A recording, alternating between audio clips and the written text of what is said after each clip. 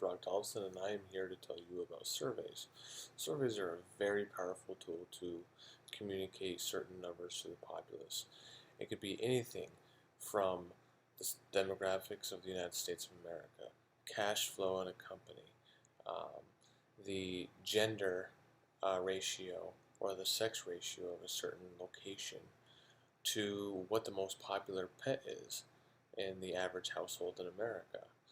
Here with me now is my partner and friend, Armani Gordon, and he is going to tell you what a survey is and what they are used for. Surveys are a good way to gain information about large groups of people without actually interacting with each individual in the group. Surveys use samples to represent these larger groups. Samples have to be carefully selected in order to accurately represent the larger group in which they are trying to gain information from. Just like my friend Armani said, the sample size is much smaller than the population. The population is a very large group with the characteristics that you're using to find your data. For example, if you go to Southern Connecticut State University and you only want to interview female students, that is your population. However, you interview only 100 female students out of the 8,000 that are currently there, then the 100 is your sample size. Right here is a graph showing the demographics between males and female students at Southern Connecticut State University. Okay, so why do we administer surveys? The answer is simple. We need feedback. We need to know if we're doing the right thing and if we're keeping our customers happy, or the people who are interacting or administering the surveys to. We need to understand what they're thinking in order to understand where to move and how to improve. Oftentimes in school, you will receive a survey at the end of the class asking you questions about how you feel the course was and how you feel the teacher administered the course.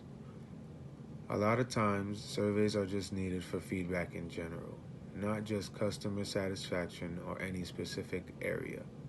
Surveys are a good way to just hear people out and hear what they have to say. The strength of your survey results often relies on how well you construct your survey. If you ask the right questions, you will have very useful information from your survey. Besides from asking the right questions, you must ask the right people.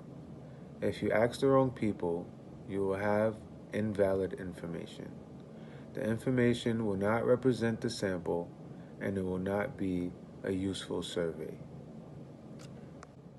Well, what do we do with the information from the surveys? Oftentimes, people use the information from surveys to improve on a service, product, or anything that they're asking the survey questions about. It is important to ask the right questions so you know what to improve on. When improving, we should oftentimes keep this opinion of the people who we've been surveying in mind. It's a good representation of what the people need and what we need to keep them engaged. A lot of times the comments may have helpful notes about what to do in specific situations where people think that we need improvement, or a business may need improvement, or just about anybody may need improvement.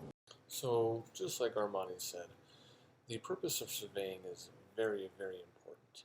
Without it, we really could never build upon society and improve society as we know it. Surveying plays that very important role in making sure that civilization just is always improving and is never stuck back in the dark ages. So with it, we can know exactly what and how we need to improve. Here is an example of surveying done at Southern Connecticut State University. As you can see, Southern is a very diverse university, comparatively speaking to the national average. In conclusion, surveys are very important and crucial to the improvement and progression of society.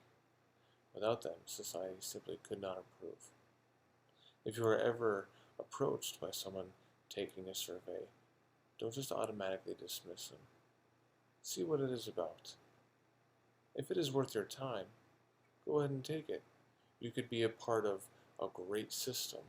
You could put your part in improving the quality of life in America or in your own neighborhood or at your university. You could be doing a great thing. And remember, if you are ever performing a survey, stay professional and stay respectful to people. People will not approach you if you are not respectful and professional. Make sure that they are anonymous and you are not exposing their information to other people. Usually surveys take a very short time, usually anywhere between 45 seconds to 3 minutes is the typical amount. I hope you learned a lot. Thank you for your time and good luck.